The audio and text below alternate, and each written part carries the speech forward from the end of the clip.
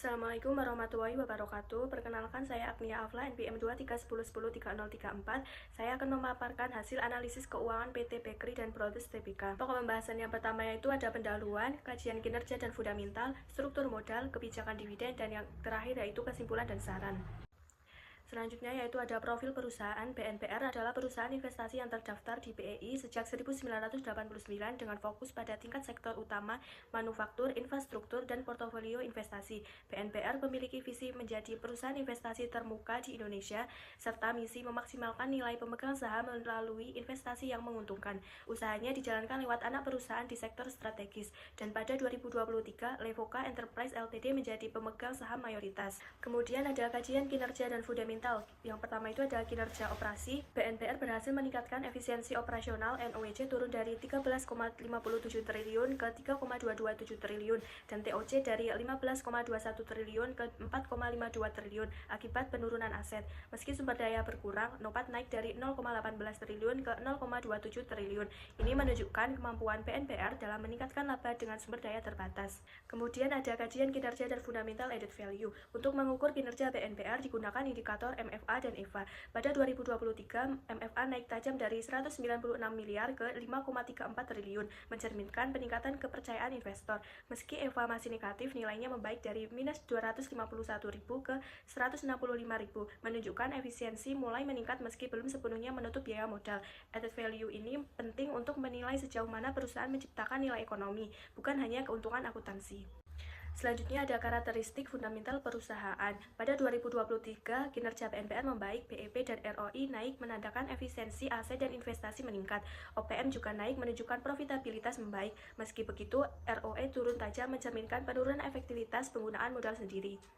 Selanjutnya yaitu ada manajemen aset. Dalam aspek manajemen aset, BNPR mengalami penurunan pada rasio inventory turnover dari 4,88 kali di 2022 menjadi 3,67 kali di 2023, yang mengindikasikan perputaran persediaan lebih lambat dan menurunnya efisiensi. Sebaliknya, rasio receivable turnover meningkat dari 3,85 ke 4,20 kali, menunjukkan perusahaan lebih cepat dalam menagih piutang. Untuk fixed asset turnover terjadi penurunan tipis dari 2,26 menjadi 2,23, menandakan efisiensi penggunaan aset tetap relatif stabil.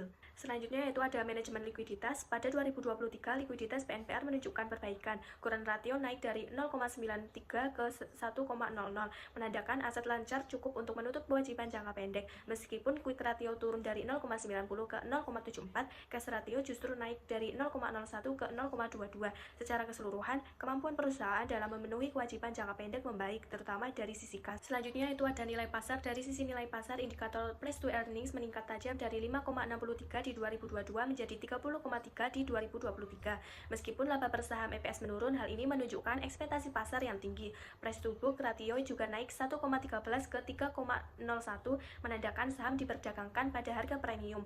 Market to book ratio mengalami tren serupa dari 1,13 ke 3,01, yang mencerminkan optimisme pasar terhadap kinerja dan prospek perusahaan. Selanjutnya yaitu ada struktur modal. Struktur modal BNPR membaik terlihat dari penurunan debt to capital ratio dari 28,28% di 2022 menjadi 15,40% di 2023. Pendanaan diperoleh dari pinjaman bank domestik dengan suku bunga 7,25 sampai 8% dan pinjaman dalam yen Jepang dengan bunga lebih rendah sekitar 1,32 sampai 1,58%. Penurunan ini mencerminkan strategi perusahaan yang mengarah pada penggunaan dana internal sesuai dengan teori packing order yang mengutamakan pendanaan internal dibandingkan utang. Pokok pembahasan keempat yaitu kebijakan dividen. BNPR tidak membagikan dividen pada 2022 dan 2023, meski mencatatkan laba dan EPS positif dengan dividen payout ratio 0%. Sesuai kebijakan, dividen dibagikan 5-15% dari laba bersih, tergantung besar kecilnya laba dan keputusan RUPS. Kebijakan ini sejalan dengan teori signaling untuk menunjukkan prospek jangka panjang, meski bisa dinilai negatif dan investor yang mengharapkan dividen rutin. Selanjutnya yaitu ada kesimpulan. Secara keseluruhan, kinerja BNPR membaik dengan kenaikan NOPAT yang signifikan, didukung efisiensi aset dan profitabilitas. Struktur modal menguat tanpa penerbitan saham baru, sejalan dengan teori packing order. Meskipun tidak membagikan dividen, strategi retensi laba menunjukkan fokus jangka panjang dan sinyal positif bagi investor. BNPR menerapkan strategi konservatif, efisien, dan berkelanjutan untuk menjaga stabilitas keuangan dan menciptakan nilai jangka panjang. Saran untuk perusahaan disarankan untuk mengoptimalkan laba ditahan, menjaga struktur modal sehat, dan meningkatkan efisiensi operasional. Selain itu, perlu menjaga fleksibilitas pembiayaan, mempertimbangkan kebijakan dividen terukur, serta meningkatkan transparansi suku bunga dan risiko nilai tukar. Kemudian ini referensi yang saya gunakan untuk analisis keuangan PT Bakery dan Produce Tbk.